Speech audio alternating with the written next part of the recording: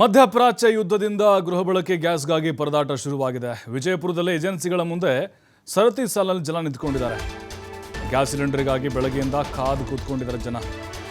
ಇಂತಹ ಪರಿಸ್ಥಿತಿ ಬಂತು ನೋಡಿ. ಕೋವಿಡ್ ಟೈಮ್ನಲ್ಲೂ ಇಂತಹ ಪರಿಸ್ಥಿತಿ ಬಂದಿರಲಿಲ್ಲ. ಅವಾಗೇನೋ ಹೊರಗಡೆ ಓಡಾಡೋಕ್ಕೆ ಬಿಡ್ತಿರ್ಲಿಲ್ಲ ಅಷ್ಟೇ, ಅದು ಬಿಟ್ಟರೆ ಏನಿಲ್ಲ. ಎಮರ್ಜೆನ್ಸಿ ಅಂತ ಇತ್ತು, ಎಲ್ಲವೂ ಸಿಗ್ತಾ ಇತ್ತು. ಆದರೆ ಈಗ ಸಿಲಿಂಡರ್ಗಳು ಸಿಗ್ತಾ ಇಲ್ಲ. ಸಿಗುತ್ತೋ ಇಲ್ವೋ ಅನ್ನುವಂಥ ಭೀತಿ ಹಿನ್ನೆಲೆ ಗ್ಯಾಸ್ ಏಜೆನ್ಸಿಗಳ ಮುಂದೆ ಜನ ಮುಗಿಬಿದ್ದಿದ್ದಾರೆ. ಜನರ ಕ್ಯೂ ಹಿನ್ನೆಲೆ ಭದ್ರತೆಗಾಗಿ ಪೊಲೀಸರನ್ನು ನಿಯೋಜನೆ ಮಾಡಲಾಗಿದೆ. ಪ್ರತಿ ಗ್ಯಾಸ್ ಏಜೆನ್ಸಿಗಳ ಮುಂದೆ 2 ಪೊಲೀಸ್ ಸಿಬ್ಬಂದಿಯನ್ನು ನೇಮಕ ಮಾಡಿದ್ದಾರೆ.